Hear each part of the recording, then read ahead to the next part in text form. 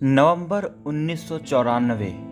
जब सर्दियों के मौसम में पंजाब के लुधियाना के एक गांव जाने के लिए सुखविंदर, जिसे लोग प्यार से मिट्ठू कहते थे, वह अपने घर जाने के लिए दोस्त के साथ जगरांव के कमल चौक टेम्पो स्टैंड पर खड़ा था। तभी उसने दूर से आती एक बला की खूबसूरत लड़की को देखा, जिसका रंग गोरा, बड़ी बड़ी आंखें और लंबा कद था। उस लड़की का नाम था जसविंदर कौर उर्फ जस्सी।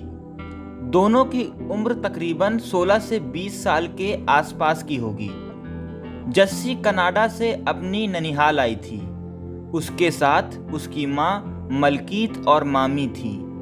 जस्सी अपनी माँ और मामी के साथ भूंड में जाकर बैठ गई। भूंड पंजाब में चलने वाले लंबे ऑटो होते हैं जो टुक टुक जैसे दिखते हैं। मिट्ठू और उसका दोस्त भी उसी भूंड के पीछे लटक गए। उस दिन मिट्ठू अपने दोस्त के साथ एक कबड्डी मैच खेलकर वापस लौट रहा था। वैसे दोनों के आंखें चार तो उसी ऑटो में हो गए थे। कबड्डी खिलाड़ी मिट्ठू एक साधारण परिवार का लड़का था, जबकि जस्सी एक प्रभावशाली परिवार की बेटी थी।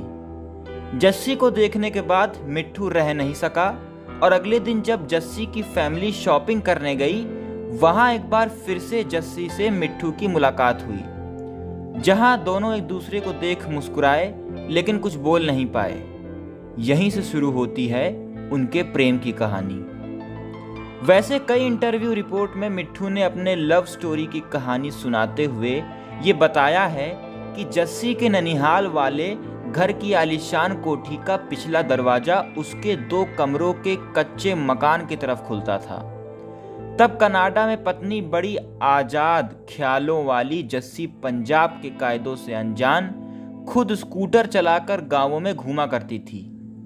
इसी दौरान उसकी मुलाकात मेरे घर के दरवाजे पर होती है, जहां मैं हिम्मत जुटाकर उससे बात धीरे से बोला, मैं गल करनी मंगदा, मैं बात करना चाहता हूँ। जवाब में उसने हाँ कहा। वहीं जाते जाते वो अगले दिन मिलने का वादा कर जाती है। इस पर मिट्ठू के दोस्त उसे चिढ़ाते हैं और कहते हैं, यारा तू ये मैच तो एक ही पैतरे में जीत गया। पैतरे का शब्द यहाँ कबड्डी है, क्योंकि सुखविंदर उर्फ मिट्ठू एक कबड्डी प्लेयर था। कहते हैं इसी दौरान जस्सी ने सामने से आकर चुपके से मिट्ठू को एक पर्ची थमा दी। फिर वो अपने आलीशान कोठी की ओर भाग जाती है। जब मिट्ठू ये पर्ची खोलता है तो उसकी खुशी का ठिकाना नहीं रहता, क्योंकि उसमें लिखा होता है आई लव यू। इसके बाद से दोनों लोग चुप चुप कर गांव के खेत खलिहानों में मिलने लगे थे, लेकिन वो घर जस्सी का ननिहाल था।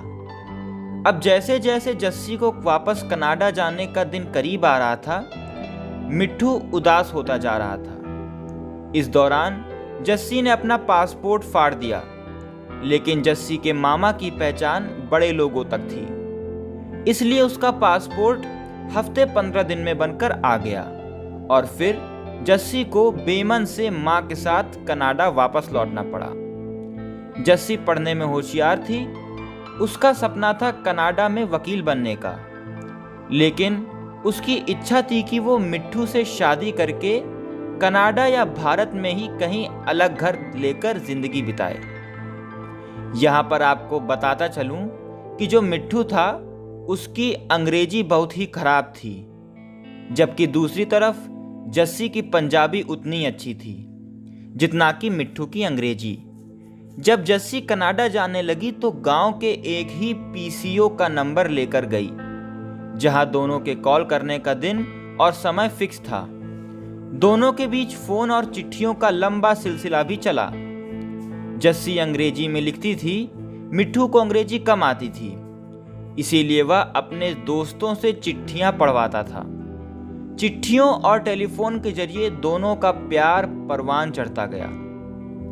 हर साल कुछ वक्त के लिए जस्सी अपनी नानी के घर आती, तब दोनों की मुलाकात होती, फिर दोनों चुप चुप कर खूब मिलते। ऐसे ही करते करते मिट्ठू और जस्सी के प्यार को 5 साल हो गए। अब वक्त आया साल 1999। एक दिन जस्सी और मिट्ठू शादी कर लेते हैं। अब यहाँ मैं आपको शादी से पहले का थोड़ा घटनाक्रम बताता हूँ। होता यह है कि जब जस्सी हर साल की तरह इस साल भी आती है तो लेकिन माहौल थोड़ा बदला बदला सा होता है। जस्सी के घर वाले उसके लिए लड़का ढूंढ रहे होते हैं, लेकिन शादी से इनकार नहीं कर पा रही थी। वहीं जस्सी खुलकर यह नहीं कह पा रही थी कि वह मिट्ठू से प्यार करती है, क्योंकि मिट्ठू एक मिडिल क्लास वाला हैसियत का लड़का था जिसे उसके घर वाले स्वीकार नहीं करेंगे। इसलिए जस्सी ने मिट्ठू के साथ रिश्ते को पुख्ता बनाने के लिए जोखिम उठाया। वो इस बार भारत आते ही मिट्ठू से शादी करने को कहती है। कुछ बात तो मिट्ठू भी समझ रहा था, लेकिन जस्सी की इन बातों ने उसे चौंका दिया। मिट्ठू कहता है कि मैं तुम्हारी माँ से बात करता हूँ, तो जस्सी कहती है कि नहीं मिट्ठू, तुम नहीं जानते मेरी माँ को, मैं जानती हूँ। मेरे मामा जो कहते हैं वही सिर्फ करते हैं, और सिर्फ वही करते हैं। मेरा मामा बहुत जालिम किस्म का आदमी है। वह मुझे किसी और के पल्ले बांध देने की फिराक में है, क्योंकि उनके लिए ये शादी विवाह बस एक बिजनेस की तरह है। बड़ा खानदान, बड़ी दौलत, ताकत, हमें शादी करनी ही होगी। तुम बताओ कि तुम्हें मुझसे शादी करनी है या नहीं। इसके बाद दोनों ने अमृतसर के बाबा बकाला गुरुद्वारे में शादी कर ली। वहीं जस्सी ने कहा कि वो कनाडा जाकर सही समय देखकर सबको सच्चाई बता देगी। किसी तरह वो अपनी माँ को भी समझा लेगी। तब तक इस शादी को राज ही रखना होगा। उधर जस्सी जब कनाडा जाती है तो उसकी माँ मलकीत और मामा बादेशा, एक बड़े खानदान, उसकी शादी करवाना चाहते थे। तब जस्सी ने विरोध किया। माँ उसकी एक भी बात सुनने को राजी ना हुई। तब जस्सी ने अपनी शादी के बारे में सब कुछ बता दिया। उसके मामा को पिंड के लोगों से जस्सी और मिट्ठू के रिश्ते के बारे में पता चल गया था। उसी ने जस्सी की माँ को यह बताया था कि जस्सी ने यह कांड किया है। बस फिर क्या था, जस्सी के बुरे दिन आ गए। जस्सी के साथ मारपीट होने लगी, उसे घर में कैद कर दिया गया। इसके बाद जस्सी का मामा बादेशा की सलाह पर जबरन एक उम्र दराज आदमी से उसकी शादी करवाने का फैसला लेता है। जस्सी बार बार गिड़गिड़ाती रही, लेकिन उसकी बात सुनने वाला नहीं था। इधर जस्सी के मामा ने अपने रसूख के दम पर मिट्ठू पर केस कर दिया। कहा गया कि उसने जस्सी का अपहरण कर जबरदस्ती शादी की है। वहीं जस्सी किसी तरह भारत तो आ गई और मिट्ठू के फेवर में बयान भी दे दिया। जस्सी ने कोर्ट में कहा कि हम दोनों की उम्र 24-25 साल है, हमने मर्जी से शादी की है और मर्दी से शादी गुनाह नहीं होती। कोर्ट ने मिट्ठू और उसके दोस्तों को बरी कर दिया। इसके बाद दोनों गांव छोड़कर चले गए और साथ रहने लगे। लेकिन बच के कैसे निकलते? जस्सी के मामा की नज़र दोनों पर लगातार जो बनी हुई थी। कहते हैं कि जस्सी अपने मामा और माँ की नज़र से बचने के चक्कर में कभी शिमला, कभी जयपुर भागती रही। जब हर जगह वो पकड़े जाते तो अंत में मिट्ठू के घर वालों ने दोनों को पंजाब के एक शहर मलेरकोटला के पास नारिके गांव भेज दिया, जहां दोनों छुपकर रहने लगे। इसी बीच जब एक दिन मिट्ठू और जस्सी कहीं बाहर से घूमकर अपने गांव नारिके आ रहे थे, तभी उन्होंने देखा कि गांव के नाले के पास एक गाड़ी खड़ी है। मिट्ठू ने स्कूटर धीमे किया और ये देखने लगा कि सब कुछ ठीक है कि नहीं। उसी समय गाड़ी के पीछे से दो लोग निकलकर उसके स्कूटर पर झपट पड़े। उनके हाथों में तलवारें थीं और उन्होंने मिट्ठू पर तलवार से हमला कर दिया। मिट्ठू वहीं बेहोश होकर गिर गया, जबकि जस्सी अंग्रेजी में चिल्ला रही थी, कोई मदद करो, कोई मदद करो, मेरे मिट्ठू को कोई मार रहा है। मिट्ठू वहां खून से लथपथ पड़ा रहा और वो लोग जो कार से उतरे थे वे जस्सी को लेकर चले जाते हैं। इसी बीच गांव के करीब रहने वाले दो मजदूर वहां से गुजर रहे होते हैं। मिट्ठू को खून से लथपथ देखा तो हॉस्पिटल लेकर गए। जहां 15 दिन बाद उसे होश आया तो उसने जस्सी को सबसे पहले जस्सी को खोजा, जो उसके पास नहीं थी। यहाँ पर मैं आपको इस कहानी का काला अध्याय बताता हूँ कि कैसे ये पूरी प्लानिंग की गई और क्यों की गई। जब एक रईस खानदान की बेटी एक गांव के लड़के से शादी करती है तो यह बात उसकी माँ और मामा को नहीं पचती है।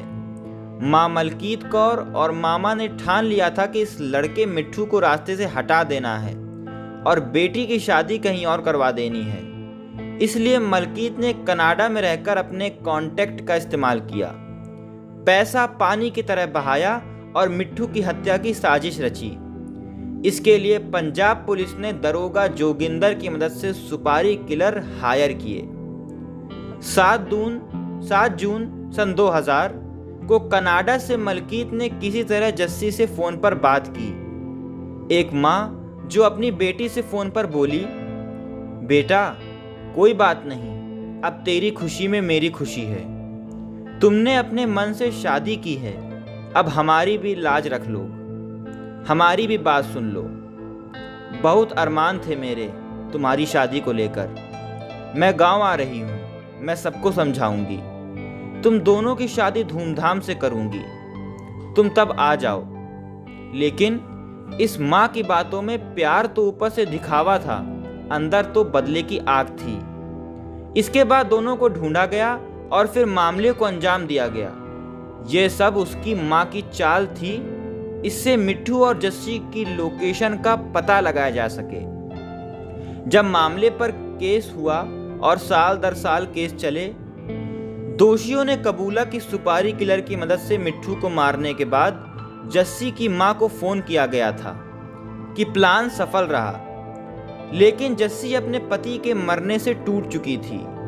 फोन पर मां मलकीत बोलती है कि तुम आ जाओ, जो हो गया सो हो गया। तुमने एक गलती की और मैंने उसे सुधार दिया, अब सब कुछ पहले जैसा है।